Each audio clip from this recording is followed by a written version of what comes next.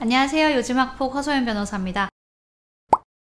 오늘은 학교에서 발생하는 성폭력 중에서도 아주 심각한 아동 청소년 성보호에 관한 법률, 아청법이라고 하죠. 이 법률 위반에 대한 이야기를 할 건데요. 너무 민감하고 예민한 이야기지만 보호자분들께서 꼭 아셔야 되기 때문에 요즘 학폭 채널에서 이렇게 말씀드리게 됐습니다. 학생을 대상으로도 영상을 따로 제작해서 올릴 예정입니다. 제가 이렇게 법률명을 말하니 괜히 막연하실 것 같은데 N번방 사건을 떠올리시면 어떤 장르인지 바로 이해가 되실 겁니다. 오늘 사건을 먼저 들어보시겠습니다. 얼마 전 학교에서 학폭 피해 학생으로 연락을 받았고 충격적인 이야기를 들어 아직도 손이 덜덜 떨립니다. 다른 중학교 남학생이 저희 딸아이 가슴 사진을 받아가지고 그걸 같은 학교 애들한테 줬다는 겁니다. 그런데 저희 아이가 왜 그런 사진을 찍었는지도 모르겠고 이게 어디까지 퍼져나갈지 학교에서는 삭제가 된 걸 확인했다는데 답답한 건 주범이랑 몇 명 제외하고는 누가 그 사진을 가지고 있는지 다 모른다고 해서요.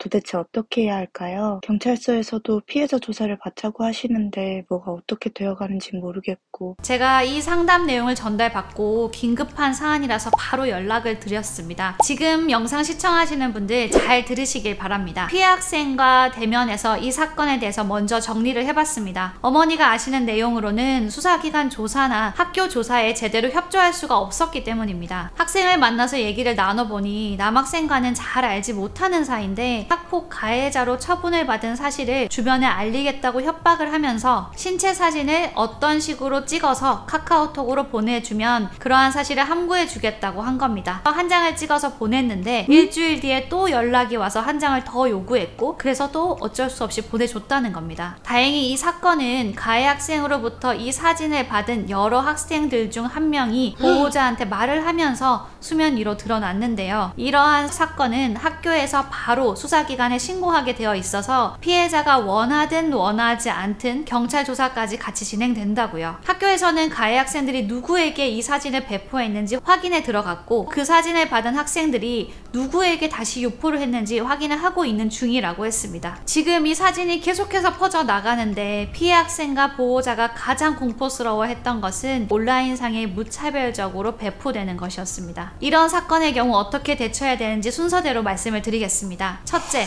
경찰에 제대로 된 고소장을 접수해야 됩니다. 물론 학교에서 성폭력 사안이기 때문에 수사기관에 신고를 했지만 사건에 대해 피해 학생의 입장에서 정리한 자료를 내는 것이 필요하고 특히 이런 온라인 성범죄 사건 같은 경우에는 휴대전화나 SNS 계정을 압수해서 수색하는 것이 반드시 필요하기 때문에 수사기관에 이러한 내용을 구체적으로 써서 요청드려야 됩니다. 두 번째, 사진이나 영상이 온라인에서 유포되고 있지 않은지 모니터링해서 삭제를 부탁드려야 됩니다. 이 부분은 수사기관과 그리고 디지털 성범죄 피해자 지원센터에 요청을 해야 됩니다. 이런 사진들이 다 삭제가 되어서 더 이상 유포가 되고 있지 않다면 정말 다행이지만 실제로 이런 사건들을 제가 진행해보면 여러 매체에 이미 다 복사가 되어서 보관되어 있고 안타깝게도 시간이 흐른 뒤에 유포가 다시 되는 경우도 많습니다. 그래서 사건 초기에 적극적으로 대처를 하셔야 됩니다. 세 번째, 학교와 전담 조사관에게 독촉을 좀 하셔야 됩니다. 독촉이라는 이 표현이 좀 그렇지만 이런 사건 같은 경우 사진이 퍼져나가면 그 피해는 도저히 회복할 수 없는 지경에 이릅니다. 그러니까 학교에서 가해 학생들을 특히 이 사건 사진을 소지하고 있는 학생들을 순차적으로 조사를 해서 어디까지 배포가 되었는지 삭제가 확실하게 되었는지를 체크해 주시도록 요청하셔야 합니다. 가해 학생들이 수사기관에서 조사를 받을 때까지는 시간이 꽤 오래 걸릴 수도 있고 그러한 과정에서 또 2차 피해가 발생하니까 수사기관, 학교, 전문지원센터 어디든 다 도움을 요청해서 진행을 해야 되는 겁니다. 마지막으로 내 자녀가 정신건강의학과 또는 심리상담센터에서 전문가로부터 정기적으로 상담받도록 도와주십시오. 아이들은 성가치관이 아직 확립되지 않은 상태라서 이런 일을 겪을 경우 더 큰 도움이 필요하고 회복하는데 더 많은 노력이 듭니다. 내 자녀를 충분히 설득해서 수사기관의 조사와는 별도로 전문기관에서 상담받아서 회복할 수 있도록 지도해 주셔야 됩니다. 이런 사건들이 상담도 많이 오고 너무 많이 발생하고 있어서 제가 긴급하게 이 영상을 올리게 됐습니다. 아동 청소년을 대상으로 한 성착취물을 제작하는 경우 무기 또는 5년 이상의 징역에 처해질 수 있고,